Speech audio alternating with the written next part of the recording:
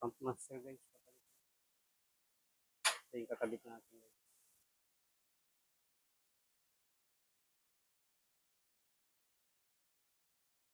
Dalhin na natin.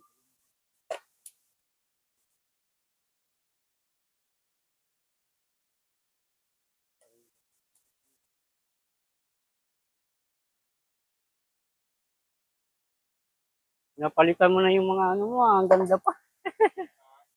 Papalitan na kaagad. Ano mo, Pump master.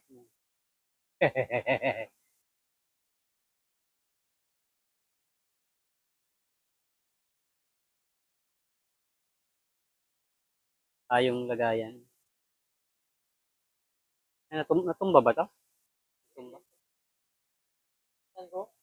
Alalay lang yan. Hindi pwede yan. Hindi siya pwedeng, ano, pagsagi, tapos isang ganun lang. Huwag na. Kasi ano lang yan, pundido lang yan. Yan mo welding.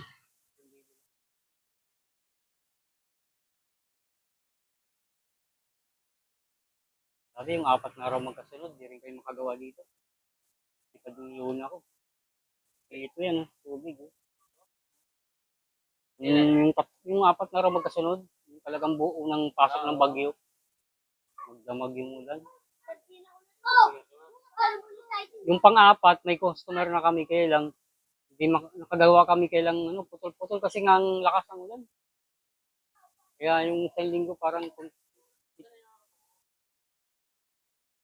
ano, may iba akong mekaniko. Yung isa kasi nasa Cavite na, wala na yung, umuwi ng Cavite, di na bumabalik.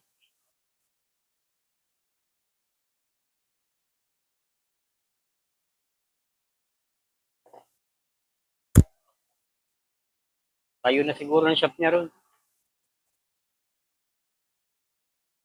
Masok naman kasi yun. Nahaling dito mapasok eh. Pasok alas 12. Pagdating, napipilahan na siya eh.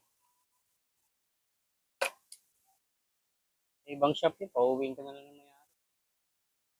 Kaya sinasaway na, para hindi na magtampo. Kaya lang, walang common sense na ano. Bumakas yun. Laki ng perwisyo niya sa akin, yung maliit ko mekaniko. 2 binaba niya makina, hindi niya binalikan. Ngayon, pinull out isang makina. Hindi ko alam yung ibang gamit kasi nagtitransfer nga kami dito. Naghalo at saka yung isang binaba. Ngayon, pinull out yung makina. Yung piyesang iba, naiwan dito. Ngayon, siguro sa kanon nila naiwan yung piyesa rito. Hindi namin kasi alam, pangapanloob na piyesa, hindi namin alam.